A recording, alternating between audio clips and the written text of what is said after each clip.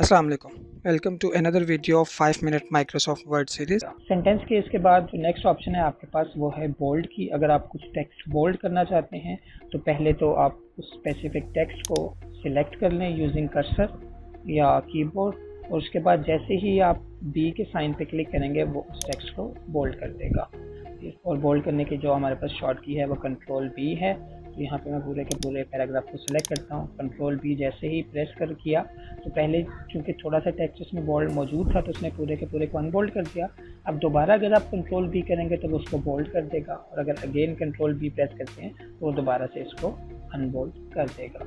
Next है हमारे पास italic. अगर आप अपने टेक्स्ट को इटैलिक करना चाहते हैं, थोड़ा सा टेढ़ा करना चाहते हैं, तो उसके लिए हम इटैलिक के ऑप्शन यूज़ करते हैं, और इसकी जो शॉर्ट की है वो है कंट्रोल आई। और अगर आपने शॉर्ट की के बगैर करना हो तो आप डायरेक्ट इसके ऊपर क्लिक कर सकते हैं। जब मैंने एक बार कंट्रोल आई प्रेस किया उसने उसके ऊपर इटैलिक स्टाइल अप्लाई कर दिया।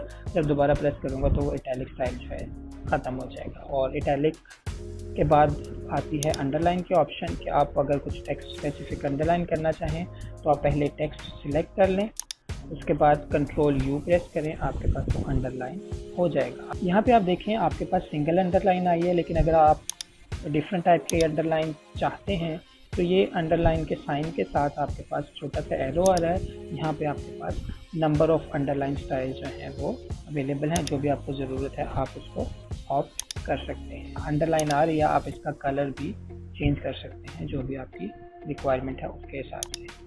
तो कलर चेंज कर दिया, मैं इसकी लाइन स्टाइल ज़रा डिफरेंट ऑप्ट कर लेता हूँ। डबल लाइन चाहिए मुझे।